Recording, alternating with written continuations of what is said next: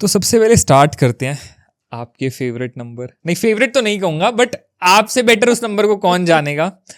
Number 1, एक number के लोग जिनका बर्थ हुआ है या तो 1 तारीख को या 10 तारीख को या 19 तारीख को या 28 तारीख को। अब इन सारी डेट्स पे पैदा हुए लोगों की लव लाइफ कैसी रहती है, कैसे वो होते हैं, कैसा उनका बिहेवियर होता है एक रिलेशनशिप में और मैरिजेस में, प्लीज। एक नंबर वाले बहुत जल्दी ट्रस्ट नहीं कर पाते, लेकिन जब ट्रस्ट करते हैं तो फुली कमिटेड होते हैं। ठीक है। एक नंबर वालों को अपनी चीजों को ना विभाजित रखना बहुत अच्छे से आता है, डिवाइड करना जिसे कहते हैं। ठीक है। एक नंबर वालों को ये पता होता है कि हमारी लाइफ के अंदर जो प्यार की इम्पोर्टेंस है, जो साथी की इम्पोर्टेंस है, जो अपने पार्टनर की इम्पोर्टेंस है, वो हमें बरकरार रखनी है। ठीक है। बहुत क्लियर और बहुत फोकस्ड होते हैं हर चीज को लेकर जी।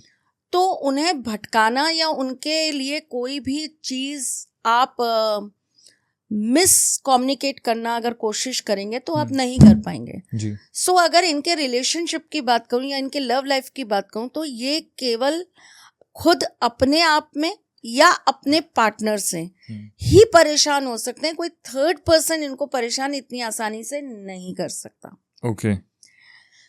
और एक नंबर वालों के लिए एक बहुत छोटी सी चीज बताऊं नमित। एक नंबर वाला एक व्यक्ति चल रहा था और उसके पीछे पीछे उसका साया चल रहा था। एक नंबर वाले व्यक्ति ने पीछे मुड़कर देखा तो साया साथ था।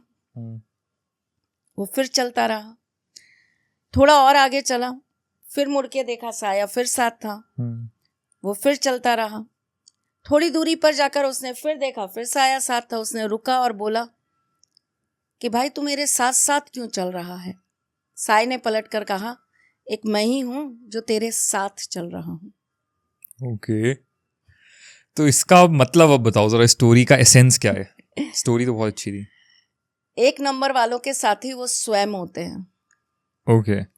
उनका साथी बनना इतना आसान नहीं है, उनके साथ चलना इतना आसान नहीं है। वो सबके लिए बहुत कुछ करते हैं, लेकिन अगर उनकी बारी आती है तो हम ये कह सकते हैं कि कहीं ना कहीं उनकी कुछ चीजें पूर्ण नहीं हो पाती। ओके। या वो सेटिस्फाइड नहीं हो पाते उन चीजों पर। तो इस कंडीशन में अगर एक नंबर वाले अपनी एक्सपेक्टेशन वाला चार्ट ही खत्म कर देते हैं तो उनकी लव लाइफ बहुत अच्छी होती है। ठीक है। बहुत इजीली गोइंग थ्रू होती है, जहां उनको ये समझ में आता है हमें ही करना है। सामने वाला करे तब भी, ना करे तब भी, करना हमको ही है, निभाना हमको ही है, हमें बदले में मिलेगा कुछ नहीं। अगर वो इस सत्य को बहुत अर्ली एज पर, बहुत अर्ली स्टेज पर एक्सेप्ट कर लेते हैं तो उनकी लाइफ बहुत स्मूथ होती है। क्योंकि जो करना है उनको करना है, जो रिश्ता निभाना है उनको निभाना है जी। उनके साथ निभाने के लिए लोग नहीं आएंगे, उनको लोगों को निभाकर चलना होता है। ठीक है। इनके अंदर ना, इनके हार्ट के अंदर प्योरिटी बहुत होती है। ओके। ये बहुत इजीली लोगों को अपने साथ जोड़ते हैं, एक्सेप्ट करते हैं और फिर निस्वार्थ भाव से चलते रहते हैं। ठीक है। ठीक है। मजा तब आ जाता है जब अगर इनको अपना पार्टनर मिल जाता है अपने मनपसंद का। जैसे अगर हम नंबर 1 की बात करें और सिर्फ हम बात करते हैं 01 यानी कि ओनली नंबर 1। ओके। डेट 1 तारीख को पैदा हुए लोग। 1 तारीख को पैदा हुए लोग, अगर हम इनकी बात करें, अगर इनको मिल जाएंगे केवल और केवल 7 अंक के लोग, ठीक है, ओनली नंबर 7 तारीख को पैदा हुए, दैट्स इट, इनकी लाइफ में कभी भी खुश नहीं रह पाएंगे। अच्छा, तो ये उनके लिए अगेंस्ट नंबर हो जाएगा बहुत। लेकिन वहीं अगर इनको मिल जाएगा 16 नंबर, ठीक है, अगेन नंबर 7, हाँ, लेकिन 16 डेट 1 और 6, तो वो चीज इनके साथ कोअप हो जाएगी। ओके। अब अगर हम बात कर रहे हैं 1 नंबर की, तो ये तो आपने बताया कैसी होती है इनकी लव लाइफ और कैसे इनका नेचर और बिहेवियर होता है। इनके साथ चैलेंजेस क्या आते हैं इनके पार्टनर को? अब 1 नंबर वाले का जो पार्टनर है उसको क्या चैलेंजेस फेस करने पड़ सकते हैं अगर वो किसी 1 नंबर वाले का जीवन साथी है? सबसे बड़ा चैलेंज होता है इनको समझना। अच्छा। एक हाई लेवल एनर्जी है, उसके साथ कदम से कदम मिलाकर चलना बड़ा मुश्किल होता है। ठीक है। ये सेल्फ मेड लोग होते हैं, जो 1 नंबर वाले होते हैं, ये ऑलमोस्ट सब सेल्फ मेड होते हैं। इनके अपने डिसीजंस खुद के होते हैं। ये नमित कभी किसी और के डिसीजंस को फॉलो नहीं कर पाते, अपने हिसाब से चलेंगे। ये किसी के अंडर काम नहीं कर सकते, ये काम करेंगे अपनी ही शर्तों पे, अपने मन मुताबिक। आप उस चीज में भाग बन सकते हो, बहुत अच्छी चीज है। तो सबसे बड़ा चैलेंज ही यही आता है, ऐसे व्यक्ति के साथ बहुत शांति से चलना, ये एक बहुत बड़ा चैलेंज है। क्योंकि जैसे अब मैं आपको एक बहुत छोटी सी बात बताती हूँ, बड़ी ना कंट्रोवर्सीज होती हैं, बड़ी घर के अंदर लड़ाइयाँ होती हैं, बड़े इस बात पे मुद्दे उठाए जाते हैं।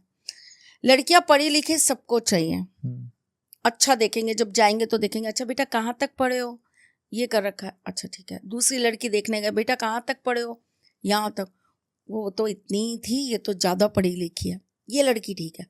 लड़की चाहिए आपको हाईली एजुकेटेड, हाईली क्वालिफाइड। फिर जब वो जॉब करने जाती है, अब जो खुद सेल्फ डिपेंडेंट है, जो जॉब करने जा रहा है, नेचुरल बात है उसके अंदर कुछ गुण विद्यमान होते हैं, उसके कुछ ग्रह जो हैं वो उसको सपोर्ट कर रहे होते हैं, तभी वो घर से बाहर निकलकर नौकरी करने जा पाता है या अपना खुद का कोई बिजनेस सेटअप कर पाता है। ठीक है, वो घर से बाहर जा रही है तो उसको नेचुरल बात है फोन अच्छे से चलाना आता होगा। वो घर से बाहर जा रही है तो नेचुरल बात है उसे कैब बुक करनी आती होगी, उसे मेट्रो से ट्रैवल करना आता होगा, वो 4 लोगों से डील कर रही है तो नेचुरल बात है उसको लोगों की साइकोलॉजी पढ़ना आता होगा। वो 4 चीज़ों को जब डील कर रही है तो उसके अंदर उसकी चॉइस, उसको मालूम है कि मुझे कैसी चॉइस रखनी है। यहाँ प्रॉब्लम ये आती है कि जब इंडिपेंडेंट एक आपको ऐसा पार्टनर मिल जाता है जो बहुत समझदार है, उसके साथ आपको चलने के लिए ना खुद को बहुत फ्लेक्सिबल बनाना पड़ेगा, बिल्कुल बनाना पड़ेगा। और वहां अगर आपको पार्टनर ऐसा मिल गया जो ये चाहेगा कि तू दब, तुझे बेशक ये पसंद है लेकिन तुझे ये पहनना पड़ेगा, तुझे बेशक ये खाना है लेकिन तुझे खाना ये पड़ेगा, तो that's very impossible for number 1 कि आप उनके साथ इन शर्तों पे रिश्ते नहीं चला सकते। नंबर 1 के साथ तो आपको फ्लेक्सिबल होना पड़ेगा, डेफिनेटली होना पड़ेगा। अब मैम अगर बात करें, हम नंबर 1 की बात करें, आपने बताया कि 7 नंबर के साथ इतना अच्छा नहीं जाएगा बट 16 के साथ सही कोऑप कर जाएंगे। लेकिन अगर मैं जैसे 10 नंबर है 10, अगर मैं इनकी बात करूं तो ये बहुत अच्छे चल पाते हैं 14 के साथ, 14 के साथ। ठीक है, 10 नंबर वालों के लिए 14 नंबर वाले लोग बहुत बढ़िया होते हैं। ठीक है, अब मैं बात करूं 19 की, ये बहुत बड़े अच्छे चल पाते हैं आपके 25 नंबर के साथ। ठीक है, 28 की बात करूं मैं आपके साथ तो ये चल पाते हैं ओनली नंबर 5 के साथ बहुत अच्छे से, या फिर 25 के साथ। अच्छा, 28 चलेगा या तो 5 नंबर वाले लोगों के साथ या 25 नंबर वाले लोगों के साथ। 2 नंबर के साथ ये बहुत अच्छे से कोऑप कर लेते हैं ना, 5 और 7। अब उसमें भी अगर ये वाली डेट्स मिल जाती हैं तो मजा आ जाता है।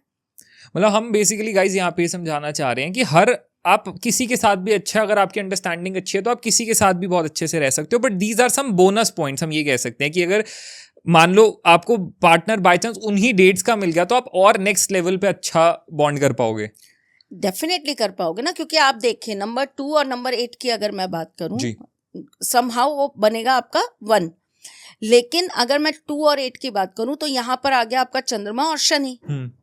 ठीक है, अब ऐसे लोग कैसे होते हैं, बहुत फिकल माइंडेड, 28 तारीख को पैदा हुए लोग, बहुत जल्दी डिसीजंस लेने वाले लोग होते हैं। ऐसे लोग बहुत जल्दी अपने काम को कर लेना पसंद करते हैं।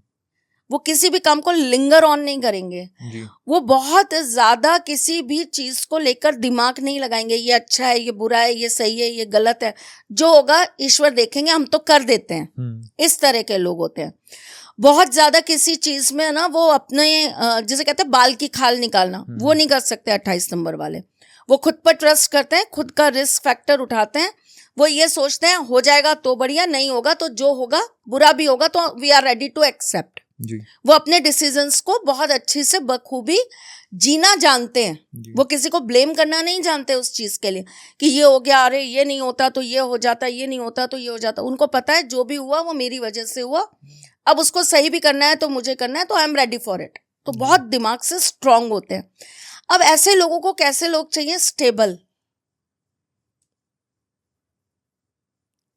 है ना, कैसे स्टेबल लोग चाहिए, अच्छा ठीक है करो, हम साथ में बैठे हैं, ठीक है, अच्छा हुआ तो ठीक है, बुरा भी हुआ तो आई एम विद यू, बस इतना सा सपोर्ट मिल गया ना, फिर तो वो बादशाह हैं। वो एक सही कंपैटिबिलिटी की बात है सारी।